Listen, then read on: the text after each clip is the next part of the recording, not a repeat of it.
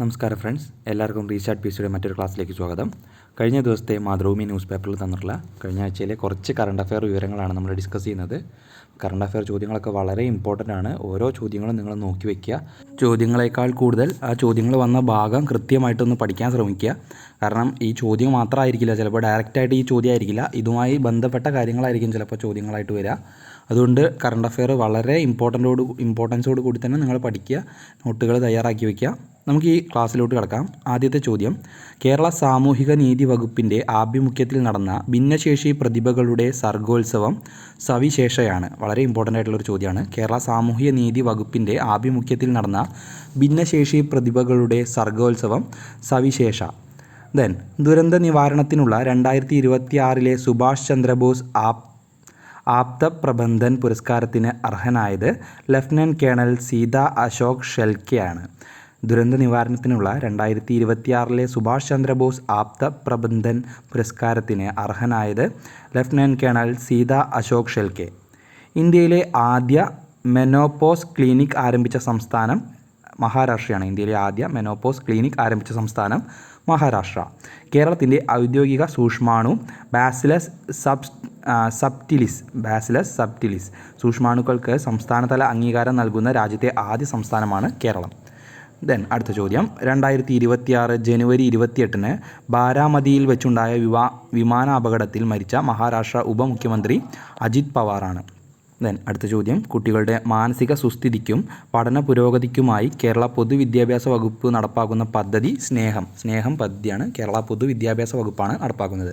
അപ്പോൾ ഇങ്ങനത്തെ ചോദ്യങ്ങളൊന്ന് പ്രത്യേകം ശ്രദ്ധിച്ചു വയ്ക്കുക. നമ്മുടെ ഓരോ വകുപ്പുകൾ, അതുപോലെ തന്നെ കേരള സർക്കാർ, അതുപോലെ തന്നെ കേന്ദ്ര സർക്കാർ നടപ്പിലാക്കുന്ന പദ്ധതികൾ വളരെ ഇമ്പോർട്ടൻ്റ് ആയിട്ടുള്ള സാധനമാണ്.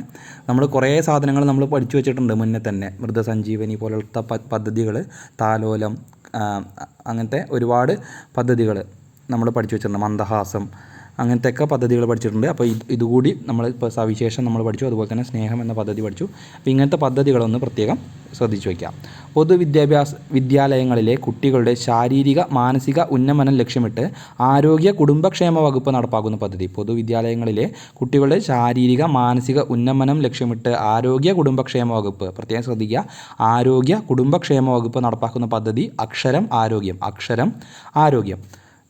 മാതൃഭൂമി അക്ഷരോത്സവം 2026 ഭാഗമായുള്ള ബുക്ക് ഓഫ് ദി ഇയർ പുരസ്കാരത്തിന് അർഹമായ കൃതി Mother Mary Comes to me.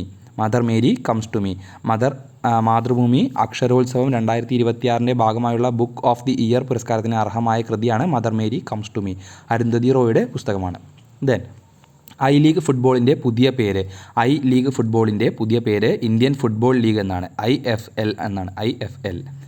Grand slam singles മത്സരങ്ങളിൽ 400 വിജയങ്ങൾ സ്വന്തമാക്കിയ ആദ്യ താരം നോവാക് ജോക്കോവിച്ച്. അടുത്ത ചോദ്യം, Kerala state council for science, technology and എൻവയോൺമെൻറ്റും ശാസ്ത്ര സാങ്കേതിക വകുപ്പും ചേർന്ന് നൽകുന്ന കേരള ശാസ്ത്ര പുരസ്കാരത്തിന് 2024 അർഹയായ പ്രശസ്ത ശാസ്ത്രജ്ഞ ടെസി തോമസ്. ഇന്ത്യയുടെ മിസൈൽ വനിത എന്നൊക്കെ അറിയപ്പെടുന്ന ആളാണ് ടെസി തോമസ്. ഒന്ന് പ്രത്യേകം ശ്രദ്ധിച്ചു വയ്ക്കുക. അവരാണ് Kerala state council for science, technology and എൻവയോൺമെൻറ്റും ശാസ്ത്ര സാങ്കേതിക വകുപ്പും ചേർന്ന് നൽകുന്ന കേരള ശാസ്ത്ര പുരസ്കാരത്തിന് അർഹയായ വനിത. സമർത്ത് പഞ്ചായത്ത് പോർട്ടൽ വഴി കെട്ടിട നികുതി ശേഖരിച്ച രാജ്യത്തിലെ ആദ്യ ജില്ല ഏതാണ്?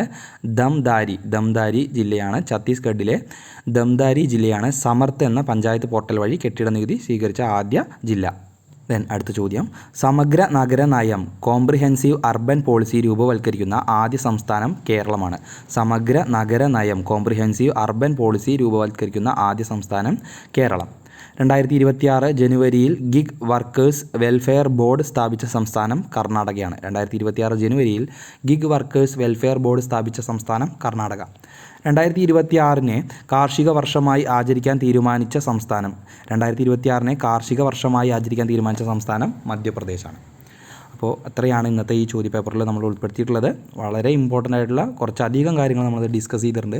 പറയുന്ന ഓരോ കാര്യങ്ങളും നിങ്ങൾ പ്രത്യേകം ശ്രദ്ധിച്ചു വയ്ക്കുക. നിങ്ങൾക്ക് ഈ ക്ലാസ്സുകളൊക്കെ ഉപകാരപ്രദമാവും തന്നെയാണ് എൻ്റെ വിശ്വാസം. അപ്പോൾ നിങ്ങൾക്ക് അങ്ങനെ നല്ല ക്ലാസ്സുകളാണെന്ന് തോന്നുകയാണെങ്കിൽ നിങ്ങളുടെ ഫ്രണ്ട്സിനും കൂടി ഷെയർ ചെയ്ത് കൊടുക്കുക. അപ്പോഴാണ് നമുക്ക് കൂടുതൽ വീഡിയോകൾ ചെയ്യാനും കൂടി പറ്റുള്ളൂ. അപ്പോൾ മറ്റൊരു വീഡിയോ ആയിട്ട് വീണ്ടും വരാം. Thank you.